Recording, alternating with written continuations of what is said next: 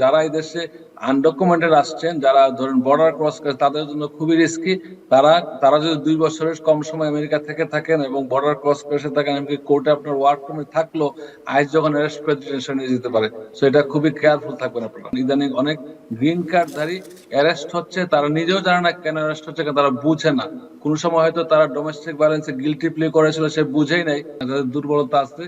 তারা কোনো large gathering এ যাবে না, যেখানে আইস রেড হতে পারে, এসব জায়গায় যাওয়ার দরকার নেই। আপনাদের যারা গ্রিন কার্ড আছে, গ্রিন কার্ড সাথে রাখবেন। সিটিজেনশিপ হলে সিটিজেনশিপ পাসপোর্ট কার্ড থাকে, এটা সাথে রাখবেন। যারা এই দেশে নন ইমিগ্রেন্ট বা ইমিগ্রেন্টে আসতে চাচ্ছিলেন, সেই জায়গাটা একটু মানে মানুষের বিষয়টা একটু দুর্বল হয়ে গেল না? ভিসা পাওয়ার হার কি আস্তে আস্তে কমে যাবে না?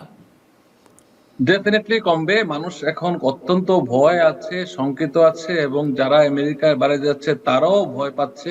এমনকি আমাকে প্রতিদিন 10-15টা কল পাই আমেরিকার নাগরিক, তারা কল করে বলছে যে স্যার আমি যাব কিনা, গেলে কোনো সমস্যা হবে কিনা। আমি একটা কথাই বলি যে যার যার ব্যক্তিগত বিষয় অনেক কিছু আমরা জানি না। যদি বৈধভাবে হয়ে থাকেন, কোনো দুর্নীতি না করে থাকেন, দেশে পাবলিক চার্জ না হয়ে থাকেন, আপনাদের যদি কোনো কোনো ক্রাইম করে না থাকেন, সমস্যা হওয়ার কথা না। এই জন্য আমি সবসময় বলি, আপনারা যারা কল দেবেন, কোনো অ্যাটর্নির কাছে এক কথা কোনো উত্তর চাবেন না। কারণ অনেকগুলা কল পেয়ে, অ্যাটলিস্ট গতকাল থেকে 200 কল পেয়েছি। তারা বলছে স্যার আমার গ্রিন কার্ড আছে, দেশে গেলে কি হবে।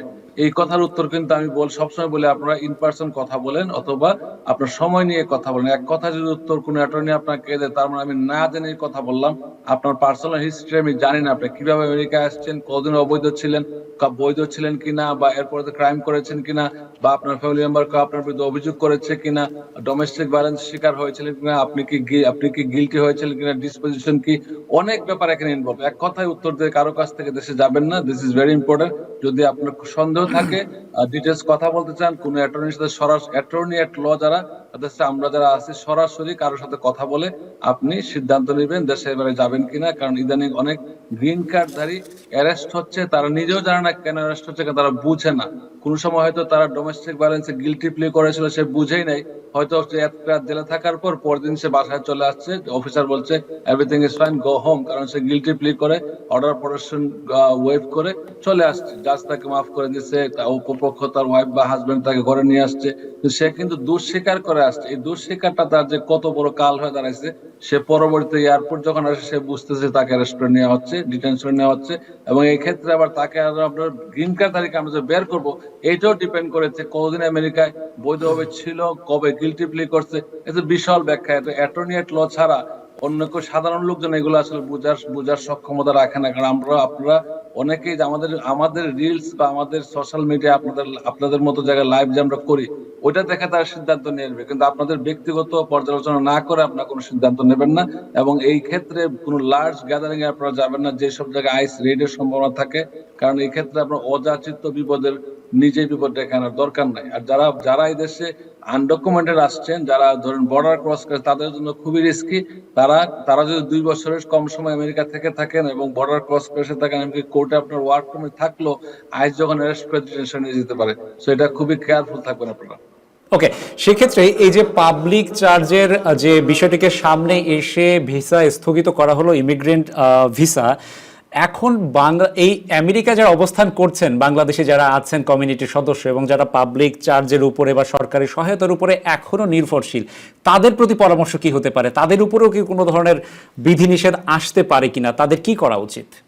ধন্যবাদ। পাবলিক চার্জ বলতে এটাই বোঝা যায় যারা সরকারি সহায়তার উপর নির্ভর করে আমেরিকায় চলাচল করে। আমি আগে বলেছি আপনাকে, যারা ফ্যামিলি স্পন্সর্ড ভিসায় আসছে, তাদের ছেলে মেয়ে, ভাই বোন বা বা বাবা মা, কেউ কেউ ভাই বোনের আত্মীয় স্বজন, তারা অ্যাপয়েন্টমেন্ট, তারা অ্যাপ্লিকেশন তারা আসছে, বা আমরা যারা স্পন্সর করেছি আমেরিকা, যারা নাগরিক বা গ্রিন কার্ড যারা আমরা, তারা কিন্তু একটা ফর্ম ফিল আপ করে, I-864 এটা স্পন্সর অব্লিগেশন। স্পন্সরের কি কি অব্লিগেশন আছে, আমরা কি কি করতে হবে, আমরা তো প্রমিস করি যে নেক্সট 5 ইয়ার্স অথবা সিটিজেন হওয়ার আগ পর্যন্ত তা সে সরকারের উপর বোঝা হবে না। কিন্তু আসার পর দেখা যায় অনেকগুলা স্টেটে সব সুযোগ সুবিধা দিচ্ছে, তারা এগুলা কেয়ার করে না। কিন্তু কোন কোন স্টেটে, অনেক স্টেট আছে যা রিপাবলিকান স্টেট, তারা কিন্তু এটা তাদেরকে বেনিফিট দেবেই না।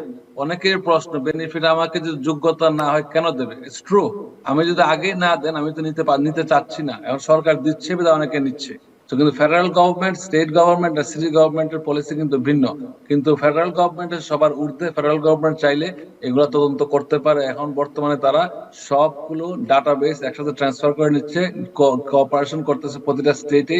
এই জন্য সরকার জানতে পারছে যে কত পার্সেন্ট লোক কোন ধরনের সুবিধা নিচ্ছে। তারা চাইলে এইগুলা থেকে আপনাদেরকে বের করতে পারবে যে কতটুকু কি।